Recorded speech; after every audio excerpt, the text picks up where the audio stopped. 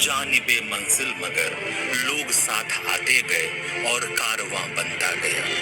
जी हाँ, आंखों की ये चमक बिहार से निकलकर पूरे देश में फैली और आज ये भारत की सीमाओं को लांघकर नेपाल, बांग्लादेश, नाइजीरिया और घाना जैसे कई मुल्कों तक जा पहुंची है।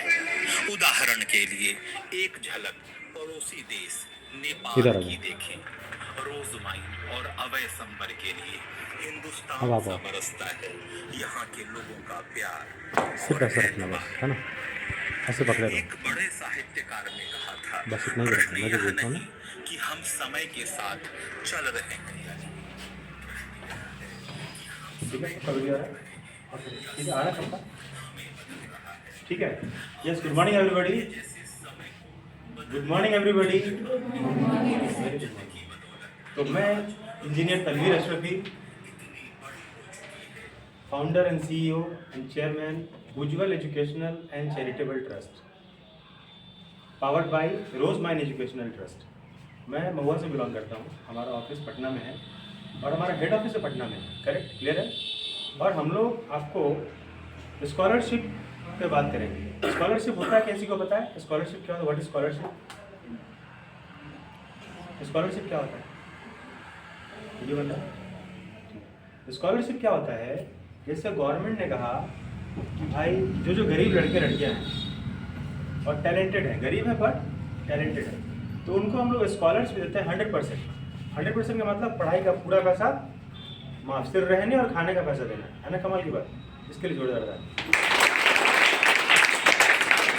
तो मैंने जो आपको वीडियो दिखाया अभी अवय संबर सर का, इनको भारत के president doctor APJ Abdul Kalam साहब ने अवार्ड दिया है, सम्मानित किया है, क्योंकि इन्होंने क्या किया कि ऐसे ऐसे आप जैसे लोगों को हेल्प किया।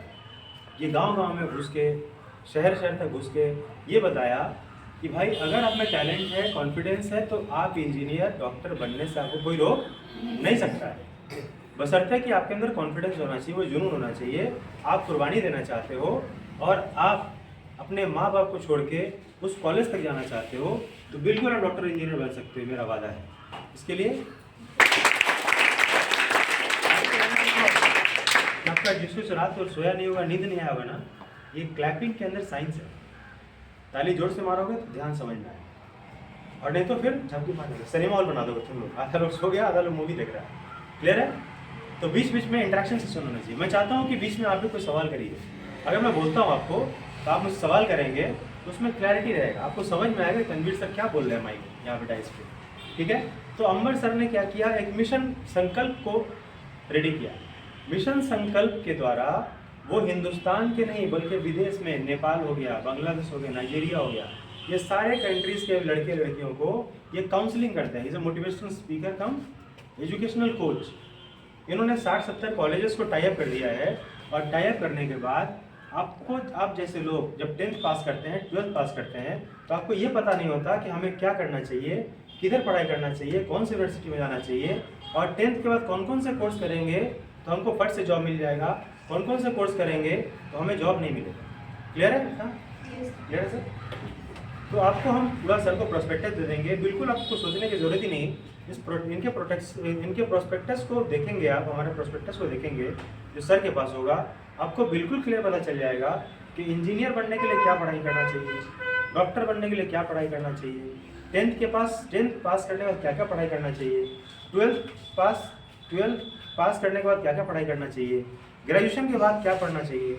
अगर मान लो किसी को मेडिकल इंजीनियरिंग में इंटरेस्ट नहीं है, साइड रखो। अगर किसी को नर्स बनने में इंटरेस्ट है, वही पढ़ाई हम करवाएंगे। अगर किसी को टीचर बनने में इंटरेस्ट है, वही पढ़ाई करवाएंगे।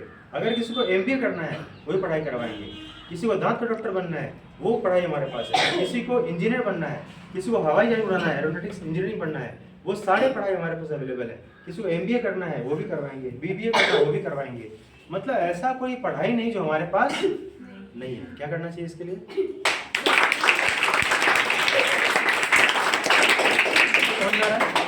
ऐसा कोई आके डाइस पे बोला क्या, समझाया क्या आपको इसके पहले? कभी किसी ने कहा कि मैं पढ़ाई का पूरा पैसा फ्री कर दूंगा? किसी ने भी कहा ऐसा?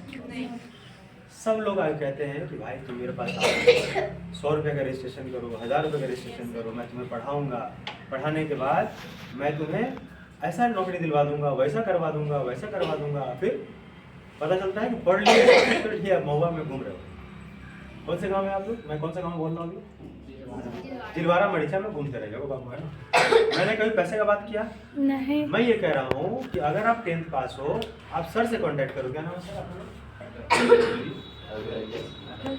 आप रविरंजन जी से कांटेक्ट करिए। सर आपका नंबर बताइए। नंबर है सर, इसमें बोल दीजिए। रविरंजन सर, आप यहाँ पे क्या है? यहाँ इसे पास में यहाँ पे हम फिजिक्स पढ़ाते हैं, 9 से 12 तक। तो अगर जिलवारा मड़ीचा में किसी को कांटेक्ट करना हो इसके पास में, तो आप किन से कांटेक्ट करेंगे? रवि सर। रवि सर से कांटेक्ट करेंगे। सर रवि सर, आपका यूट्यूब में जो वायरल होगा वीडियो, तो आपका नंबर ऐसा बता दीजिए, जब भी कोई कांटेक्ट करे आपसे तो आप उनको आंसर देने के लिए तैयार हैं, और जब समझ में नहीं आया तो मुझसे कांटेक्ट करने के लिए तैयार है। प्लीज़ अपना नंबर बताइए। और नंबर है मेरा 8227815751। फिर से नंबर बोलिए सर। 8227815751। एक बार फिर से धीरे धीरे बोलिए। 8227815751। Very good, very nice. ये वीडियो जब वायरल हो जाएगा तो मैं चाहता हूँ कि जो लोग भी ये वीडियो देख रहे हैं, जो मौजूद हैं वो तो देख ही रहे हैं, और जो यहाँ मौजूद नहीं है, जिसको आप दिखाना चाहते हैं, तो ये रविरंजन सर के पास मेरा यूट्यूब चैनल के माध्यम से सर को मैं वीडियो भेजूंगा और ये आप लोगों को सर्कुलेट कर देंगे, तो पता चल जाएगा तनवीर सर ने क्या बोला। फिर लाइव रिकॉर्डिंग हो रहा है, और मैंने जो बोला कि मैं फ्री में पढ़ाने वाला हूँ, ये बिल्कुल सच है। ऐसा होता है, ऐसा हुआ है। और पिछले दफ़ा हमने जो लड़के को रोज माइंड के जरिए से एडमिशन दिया, वो लोग हिंदुस्तान के बहुत बड़ी यूनिवर्सिटी जिसका नाम है क्वेस्ट ग्रुप ऑफ इंस्टीट्यूशन, मैं फिर से बोल रहा हूँ, उसका नाम है क्वेस्ट ग्रुप ऑफ इंस्टीट्यूशन। और वो लड़का अभी जब आएगा छुट्टी पे ईद में, उनका वीडियो मैं वायरल करने वाला हूँ। उसके बाबूजी बिल्कुल आपके जैसे नॉर्मल फैमिली से बिलोंग करते थे, उनके पास पैसे नहीं थे पढ़ने का, लेकिन बच्चे से बात की उनके अंदर जुनून था, एक जलवा था, ठीक है ना?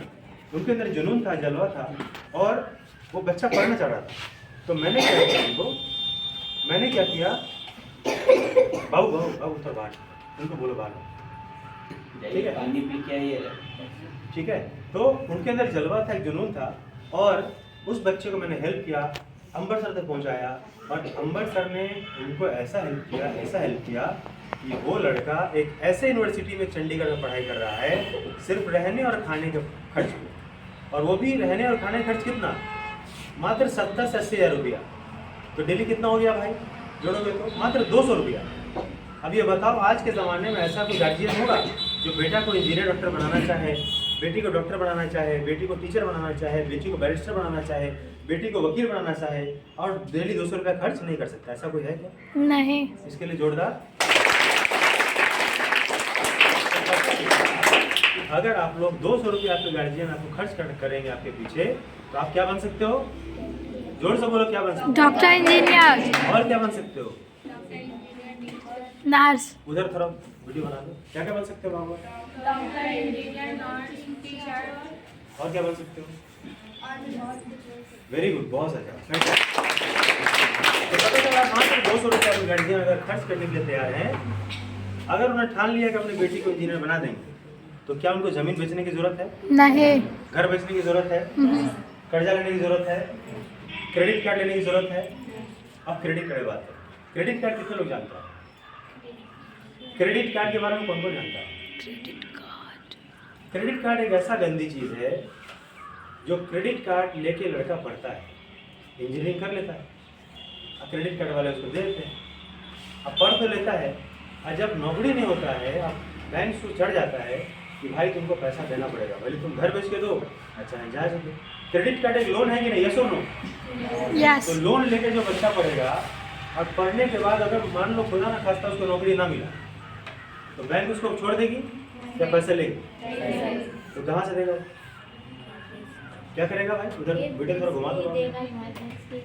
क्या करेगा वो? बेच के, घर बेच के, ये सब दे। तो बाबूजी सोचे थे मेरा बेटा इंजीनियर बन गया, अब उल्टा हो गया गेम, घर बेचना पड़ा उसको। ऐसा हमारे पड़ोसी को भी हुआ है। बताओ सर। जैसे कि वो चिन्मय विनय पढ़ते थे, तो उसकी मम्मी ने ज़मीन बेच के भी पढ़ाया, लोन लेके भी, आखिरी में वो अभी कुछ नहीं हुआ है, वो अभी इंग्लिश के टीचर हैं, पढ़ा रहे हैं, बस इतना ही और कुछ भी नहीं। तो इससे वेरी वेरी गुड। इससे आप दुनिया को बताइए कि इससे क्या मैसेज मिला, आपको क्या सीखे इधर वीडियो में। इससे हमें ये सीख मिला कि लोन लेके नहीं पढ़ना चाहिए, और भी सर है इससे कांटेक्ट करे और पढ़े, इतना ही बस। गुड। तो मैं यहाँ तो एडवर्टीजमेंट प्रचार करने नहीं आया हूँ, मैं आप लोगों को सपोर्ट करने आया हूँ। और हमारा एक ऑफिस आ रहा है महुआ में। कहाँ आ रहा है? महुआ सब जानता है? Yes sir. और वैशाली नर्सिंग होम जो है ना, मेरे बड़े दादा है। वैशाली नर्सिंग होम कौन कौन जानता है? महुआ में हाथ उठाओ। वैशाली नर्सिंग होम जानते हैं? क्या जानते हैं वैशाली नर्सिंग होम बारे में? सर जानते तो नहीं, बस मम्मी जाती है तो बोलती है। वहाँ पे बहुत सारे पेशेंट लोग जाते हैं, वो हमारे बड़े पापा है ना, डॉक्टर अब्दुल मन्नान साहब। उन्होंने मुझको पढ़ाया लिखाया सिखाया है ना। अगर वो मेरी लाइफ में नहीं आते तो शायद मैं यहाँ डाइस पे नहीं होता। राइट और अंकल बोलो से बोलो। सर अगर कोई IPS बनना चाहे तो आप उसका भी करा सकते हैं। हाँ अभी वो है नहीं, लेकिन मैं अभी स्टार्ट करने वाला हूँ। जिस तरह पटना है, खान सर को दुनिया जानता है, जानता नहीं जानता? Yes sir. खान सर ने क्या कहा, बोलिए क्या बोलना चाह रहे हैं? उसकी मम्मी भी बोल रही थी पटना रहेगी वो, और खान सर से पढ़ने के लिए, अगर आप पढ़ा देंगे तो और अच्छा। Very good. मैं ऐसा करने वाला हूँ। मैं मेरा ब्रांच देखना चाहते हो, सर से कॉन्टेक्ट कर लेना, और उद्घाटन में मैं सर आपको इन्वाइट करूँगा। और आप जो भी कैंडिडेट्स उनको बताइए, और प्लीज़ मेरे ऑफिस में विजिट करिए, आपको सब कुछ समझ में आ जाएगा। और इतना गारंटी मैं देता हूँ कि मैं एक सोशल एक्टिविस्ट हूँ। मैं पूरे बिहार का स्टेट चेयरमैन हूँ मदर टेरेसा फाउंडेशन का, और मैं founder and CEO and chairman हूँ Ujjwal Educational and Charitable Trust का। इस ट्रस्ट का मैं फाउंडर हूँ, which is powered by Rose Mine Educational Trust. और इसके फाउंडर कौन है? डॉक्टर अभय संबर साहब है। ठीक है, हमारा हेड ऑफिस कहाँ? पटना में है, दिल्ली रोड में। और अभय संबर साहब को किसने अवार्ड दिया? डॉक्टर APJ अब्दुल कलाम साहब ने उनको अवार्ड दिया, सम्मानित किया।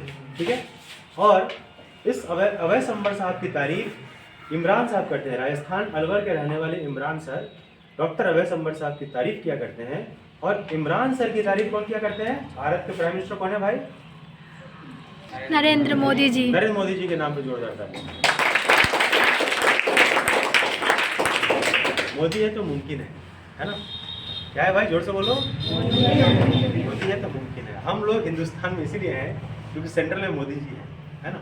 और मुझे बहुत प्राइड फील होती है कि मिनिस्टर चाहे कोई भी रहे सेंट्रल में, है ना, बट मोदी जैसा आदमी स्ट्रांग चाहिए। ठीक है, अगर उनके जैसा कोई आदमी है, चाहे किसी दल धर्म जात समुदाय के हो, उससे बिल्कुल हमें फर्क नहीं पड़ता, मैं उनको सपोर्ट में हूँ।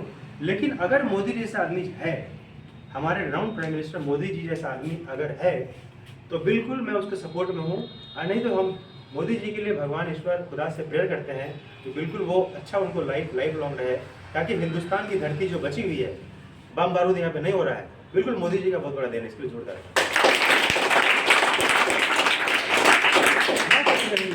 Next topic.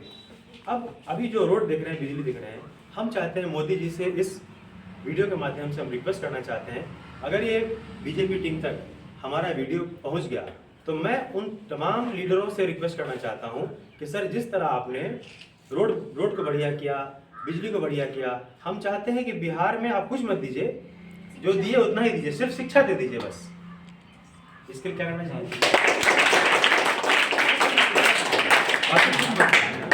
और हमारे बच्चे को उस मकाम तक पहुंचा दो जिससे हमारे बिहार के हर लड़का लड़की, चाहे वो गरीब तबके के हो चाहे अमीर तबके के हो, वो सिर्फ और सिर्फ फोकस करे एजुकेशन पे, और एजुकेशन का पावर समझ सके, और वो भी अपने गांव समाज में एक अच्छा डॉक्टर, इंजीनियर, वकील बन के दिखा सके। मैं इन्हीं चंद शब्दों के साथ अपनी बातों को खत्म करता हूँ, और ये शेर के साथ, क्योंकि मैं शायर भी हूँ, कि मजहब नहीं सिखाता आपस में बैर रखना, मजहब नहीं सिखाता आपस में बैर रखना, हिंदी है हम वतन है हिंदोस्तां हमारा, जय हिंद।